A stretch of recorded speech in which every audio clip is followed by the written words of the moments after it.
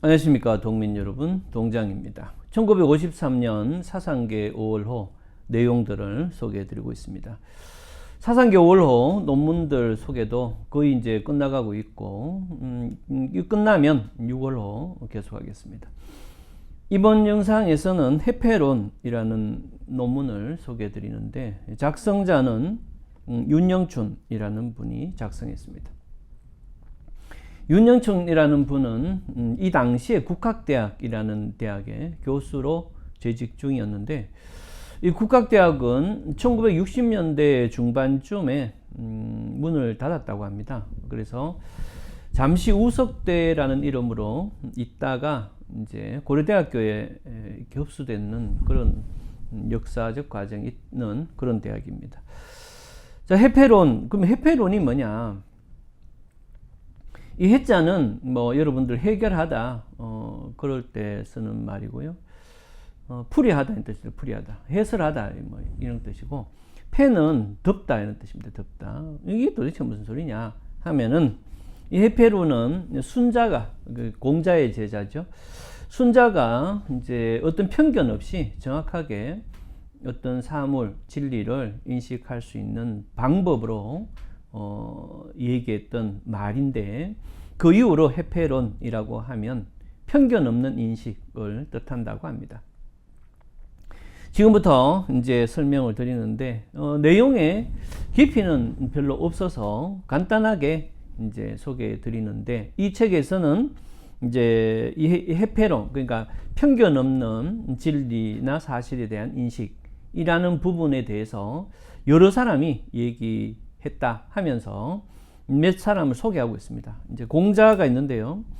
이 공자는 여기 보면 이제 읽히기는 모의, 모필, 모고, 그다음 모아 이렇게 읽히는데, 그래서 이게 이렇게 어머니 모자를 적어놨는데 원래 뜻은 무입니다. 그래서 무의, 무필, 무고, 무아 이렇게 해서 그런데 이제 이 뜻은 여기 이 책에 이렇게 해서 각각을 적어놨는데, 각각에 대한 내용 큰 의미가 없고, 어떤 의미인가 하면 한마디로 인간이 그때그때 시류에 따라서 인식을 하게 되면 상대적으로 정확한 진리를 인식하기 어렵기 때문에 하늘의 진리, 그러니까 육아에서는 의로움이라 하죠. 그 의로움을 바탕으로 그 의로움을 흔들리지 않는 선에서 어떤 구체적인 사안에 대해서 이해를 해야 정확하게 시대에 휩쓸리지 않고 정확하게 이해할 수 있다. 이런 의미가 이제 적혀 있습니다.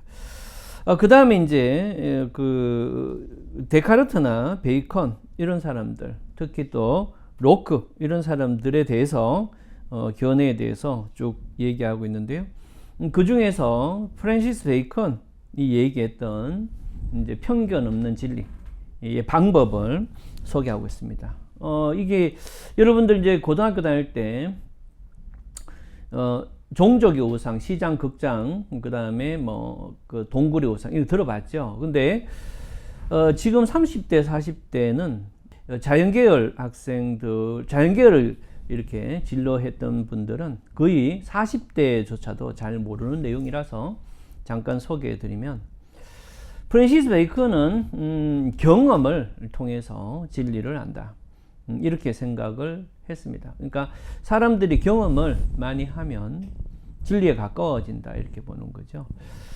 요 경험론에서는 이제 로크도 경험론입니다. 그래서 사람은 경험을 할 때마다 다른 사람이 된다, 이렇게 해서 극단적 경험론은 이제 로크가 얘기했는데, 인식론, 그러니까 경험을 통해서 어떻게 인식이 되느냐, 진리를, 그 점에서는 이제 로크는 별로 얘기 안 하고 프랜시스 베이컨이 얘기를 하는데, 이 사람은 진리, 경험을 하면 진리를 아는데, 그럼 경험을 많이 한 사람은 다 진리를 아느냐? 그렇지 않다라는 거예요. 그 인식을 잘못했기 때문에 경험을 해도 편견을 갖게 된다. 첫 번째는 종족의 우상이다. 그래서 여기서는 이제 인간이라는 개념으로 사물을 보기 때문에 사물의 진리를 정확하게 이해하지 못하고 인간의 편의대로 인식을 하게 된다. 이제 이렇게 해서 인간의 편의를 벗어 던지면 사물을 제대로 인식할 수 있다. 이런 건데,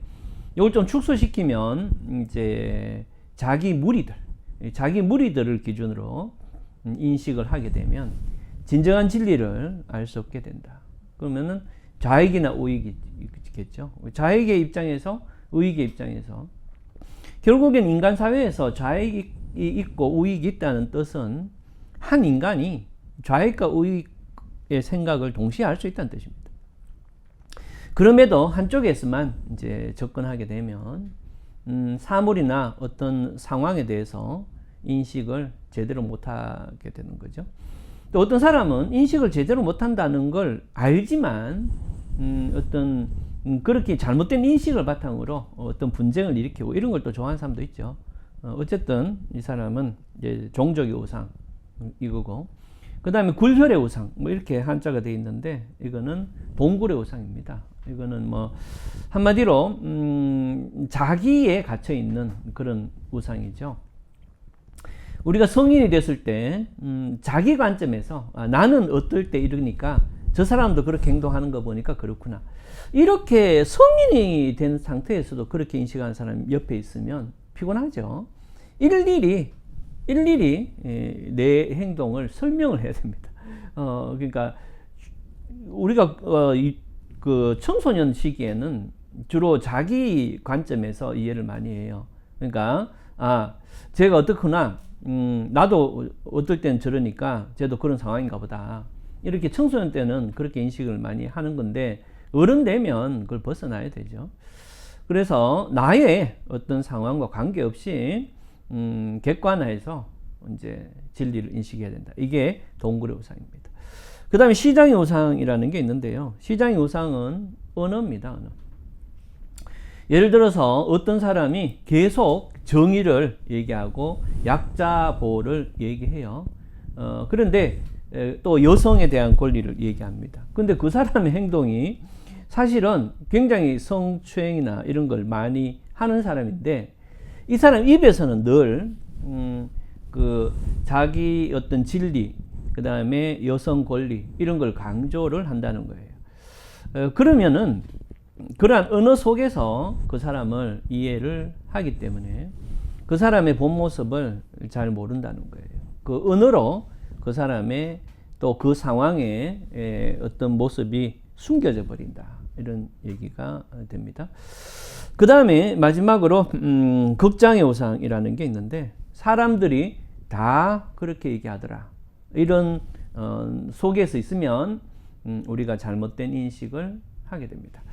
어떤 좌익이나 우익이, 좌익에서는 우익 입장에서 우익은 다 그렇더라, 그 다음에 우익 입장의 좌익이 다 그렇더라, 이렇게 해서 또 옛날에 광우병 사태가 있을 때 경험했죠.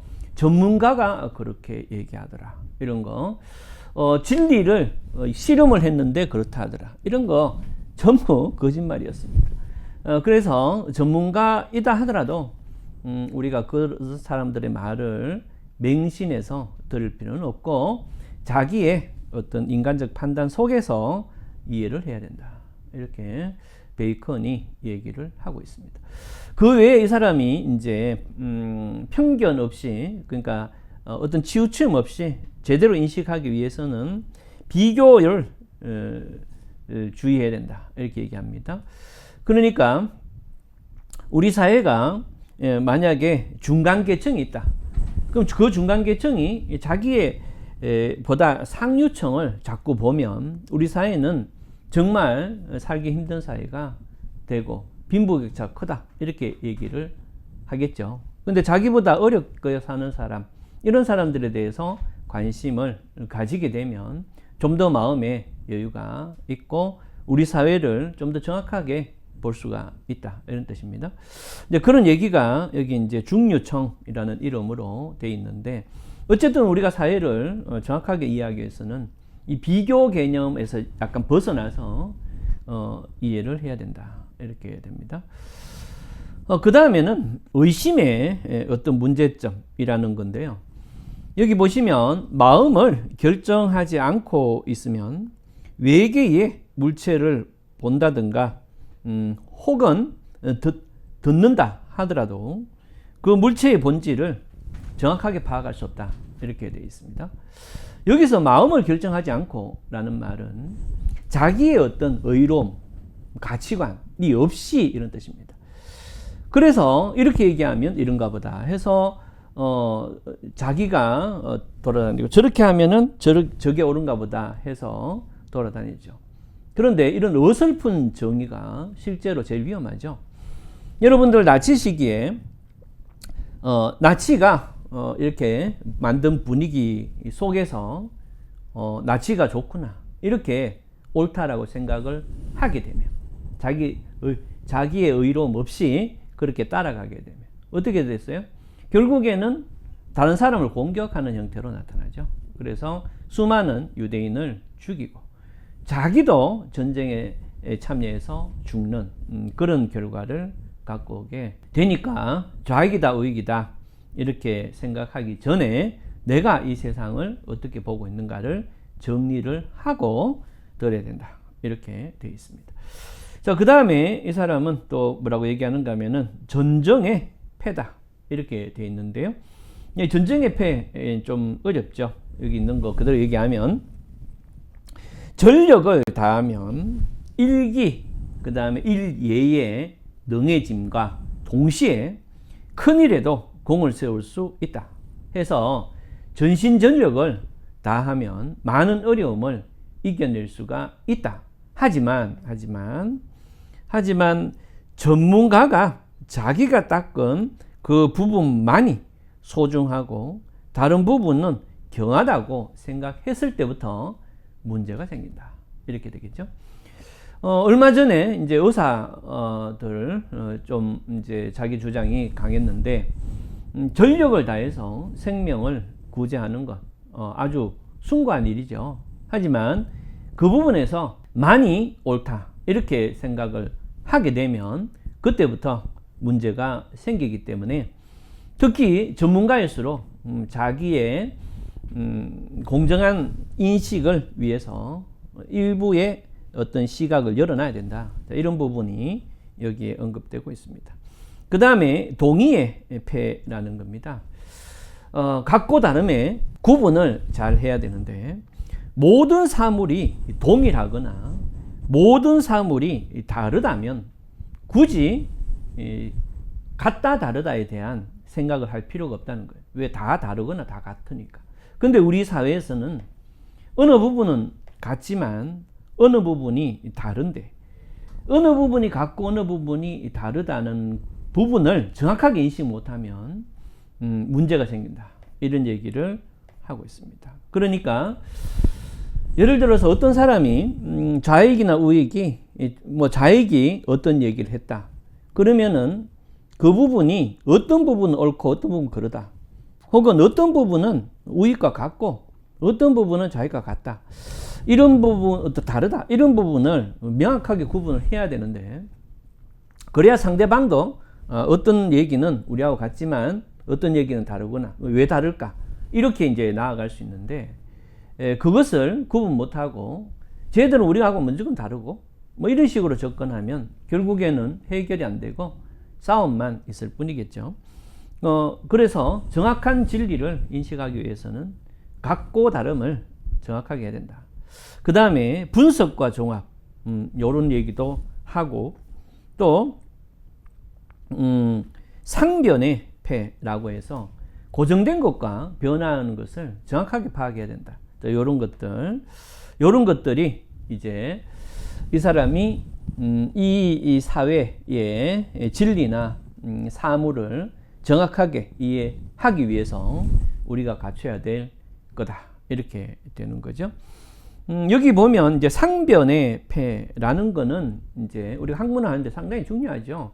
고정된 것과 그러니까 고정된 수치와 변수를 정확하게 파악해야 되고 그 다음에 분석했을 때 어떤 부분은 어떤 다른 요소와 같고 다름 이거 그래서 같고 다름을 이제 정확하게 찾아내고 그것이 통합적으로 어떻게 돌아가느냐 이런 것들은 오늘날 사회에서도 아주 중요한 부분이 됩니다.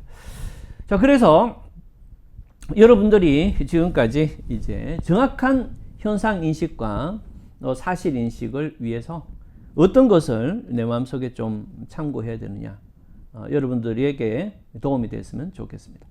다음 영상에서는 이제 조금 깊이 있는 논문인데, 정의와 사회질서라는 건데, 에밀 브론너라는 사람입니다.